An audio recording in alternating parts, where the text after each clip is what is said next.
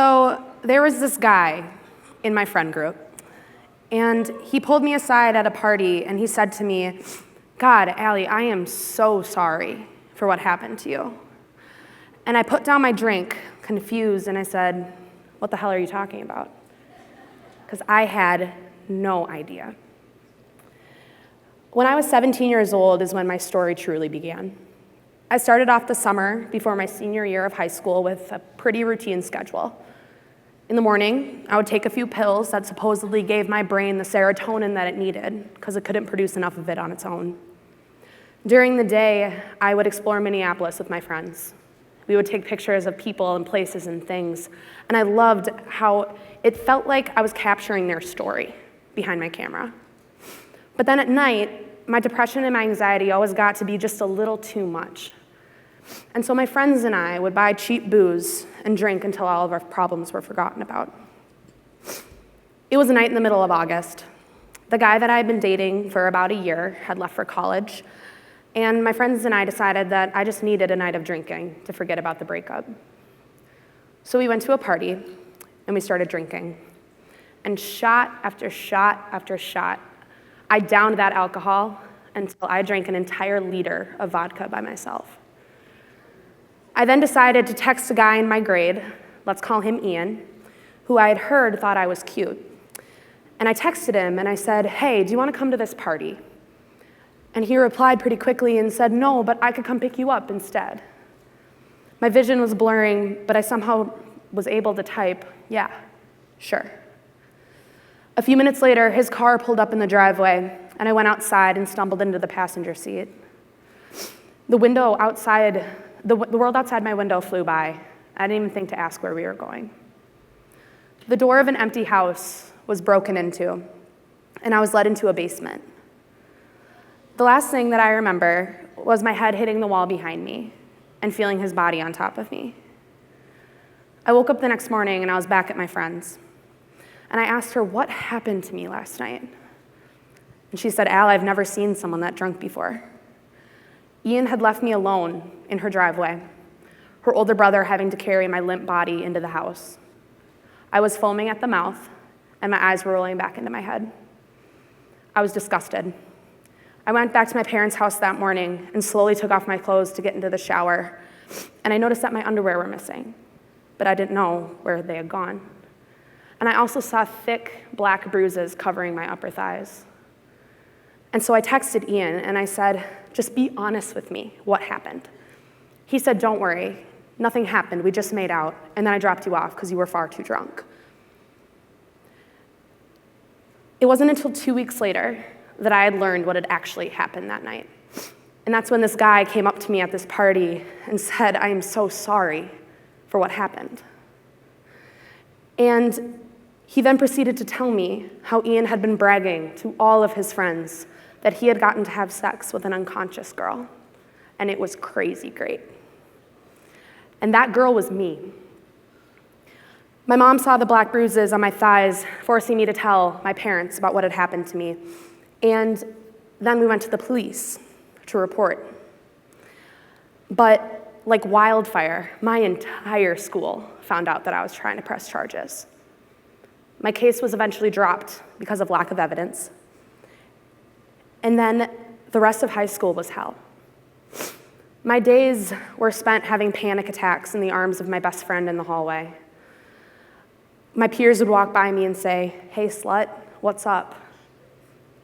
I lost all of my friends but 6.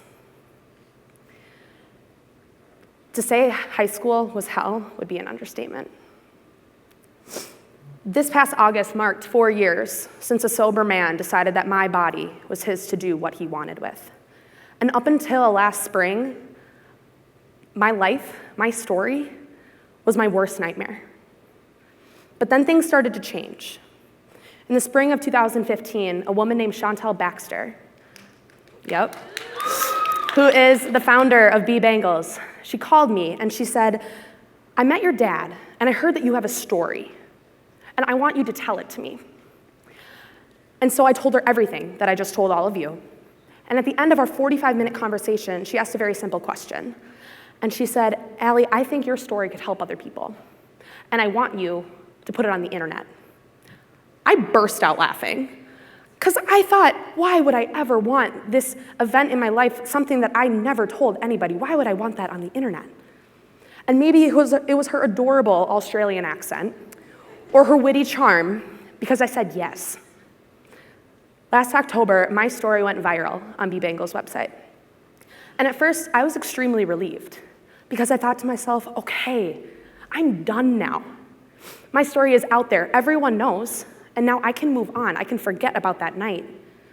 But very quickly, I realized that this was not even remotely the reason my story needed to be shared. As my inbox flooded with emails from women all over the globe saying, this happened to me. This happened to my mom, my sister, my best friend. And now I know that it is not okay. The months that followed, I was genuinely very content with my life. I just joined an incredible sorority, Alpha Phi, at the University of Minnesota. I met people that loved me for my story, all of it, and I was happy. But then January rolled around, and I felt this pit in my stomach, and I just wasn't content with what I was doing anymore. And I thought to myself, what if everyone could have a Chantel Baxter saying, hey, your scars, your flaws, your weaknesses, they're important, they're your story, and we need to put them on the internet. And then it clicked. I want to welcome you to the I Am movement. And so I began asking people, hey, your worst nightmare, I want to take a picture of you, and then I want you to write on a piece of paper a statement beginning with I am. This is Sydney. A little boy in preschool tried to assault her in a back room, but she wanted everyone to know that she is not defined by that day. This is Navia, who's constantly judged for the pigment of her skin, but she wants you to know that, yes, I am a woman of color, and God, I am proud of that. This is Monica. She came out through the I Am movement. She said, I love boys and I love girls, and that is okay because I am happy with where I am. Yeah. And this is Lexi. Lexi lost her mom January 1st of 2014 to cancer. And yes, she lost her best friend that day, but she is living beneath her angel, and she wanted you to know that if you lost someone to cancer, they are still here. If you lost someone to anything that you love, they are still here.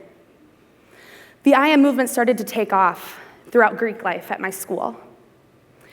And more people wanted to share their stories of addiction, abuse, mental health, and eating disorder, loss.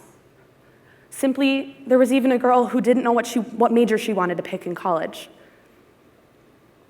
And then it got a little bit bigger, as people started reaching out from all across Minnesota, saying, hey, I have a story too, and I want to share it. And then it exploded as the Today Show and the Huffington Post and Self Magazine reached out and said, a lot of people have these problems. We need to talk about it. The I Am movement has shown me, and over 100 women that have participated in it, that you are human, and it is okay to not be okay. And you are the hero of your own story. And even if you are still struggling in your story, you are here. You are alive, and you are breathing. Doesn't that make you a hero?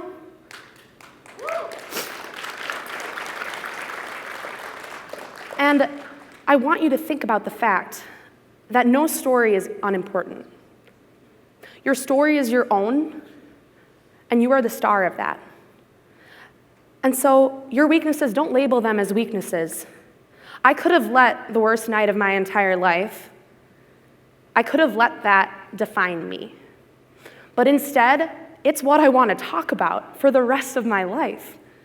That's not exactly normal, but I want to because I want to help other people, and you can do the exact same thing. And so if you are a woman in this audience and you want to participate in the I Am movement, God, I would love nothing more than to share your story. Because any struggle that you are going through, I want to hear about it, even if you're not getting good grades. Someone else out there in the world, millions of other people, are dealing with that too. So talk about it. Because when you talk about your vulnerabilities, you instantly make connections with other people. and you feel not so alone in what you're going through. And so today at 4:30, out where you checked in, women in this audience, I want you to come and share your story with me. And together we're going to share that on the internet, because that is badass. Thank you so much.